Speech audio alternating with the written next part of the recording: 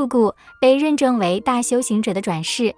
尊贵的第25世占度固仁波切的第10世转世是百折不挠的大威德英雄热罗多杰扎一师。在这一期的视频会跟大家分享热罗因陷入各种冲突而被迫捍卫自己的传承。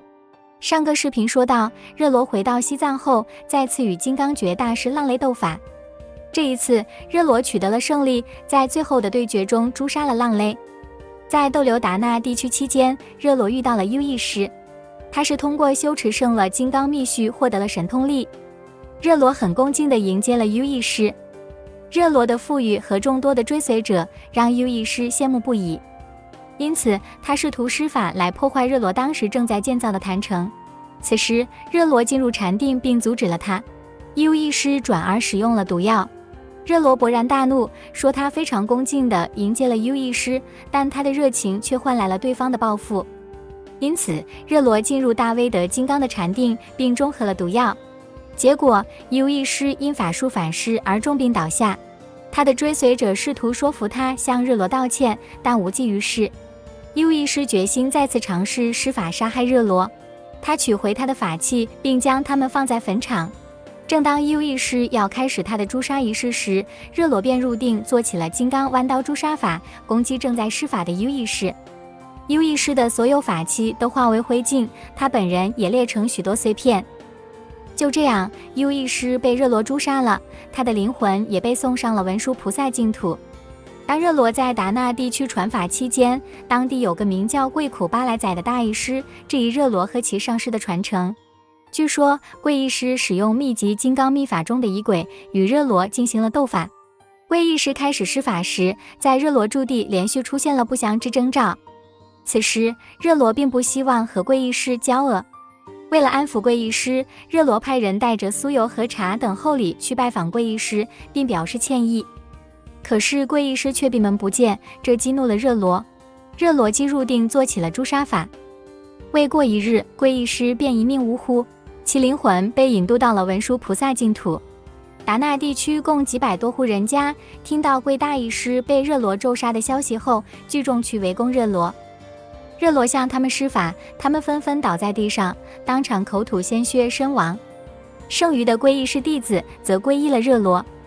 还有一次，当热罗在阿孟取属地方时，马尔巴大师的儿子达玛多德耳闻了热罗的名气，并想拉拢他成为自己的弟子，以提升自己的名声。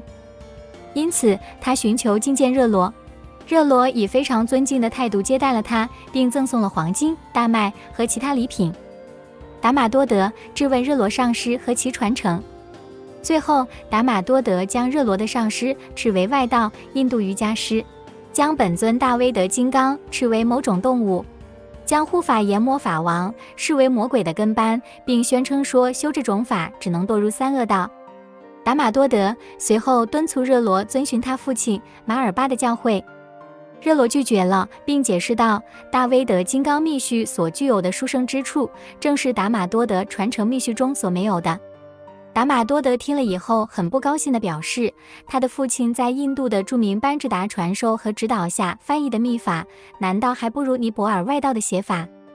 达玛多德发誓一定会将这些写法铲除。达玛多德回去后立刻闭关，他按洗金刚主序中指示的方法，整整修了1个多月。有一天，热罗和一批随从弟子应邀去传法的途中，在一个称作简沟的山沟中，一随从弟子突然坠马身亡。热罗被激怒了，他宣称此类攻击不能不予回应。这时他就有预感，如果放过此人，他就会贬低乃至消灭引进的秘法。为了保住这个法脉，必须以法回敬他。于是热罗在定中招来6鼻大黑天及其眷属，并命令他们立刻勾取达玛多德的魂魄。过了一会儿，凶猛的护主在颅骨钵中盛着一颗血淋淋的心脏献给热罗。第二天便听到达玛多德身亡的消息，达玛多德的灵魂被引渡到了文殊菩萨净土。在经历了达玛多德事件后，热罗邀请了伟大的曼扎朗瓦大师到西藏，以便大师能够在那里弘扬他的教法。在几年前热罗访问印度时，曾陪同曼扎朗瓦大师到他的寺院，并侍奉为上师受其教法。有一位医师因嫉妒心，在热罗和他的班智达上师曼扎朗瓦之间制造了很多矛盾。热罗及时发现，向上师说明情况，才在师徒之间免去了一场误会。在与他的上师告别之前，热罗向上师进献了1000两黄金和麝香、翠玉佛塔等非常丰厚的礼品，以答谢他的教法。曼扎朗瓦大师被热罗的这种忠心耿耿、敬重上师的精神所感动。临别时，他把自己身上带的一颗佛舍利、大威德传承师拉里达的灵杵、那若巴的法衣等赐给了热罗。热罗往后多年来持续供养曼扎朗瓦大师，总共供养了这位尊贵的上师多达37次。以上就是今天全部的内容，下一期的视频会和大家总结热罗传奇的一生。最后，愿将这段影片的功德回向给所有的母亲众生，愿一切母亲众生离苦得乐。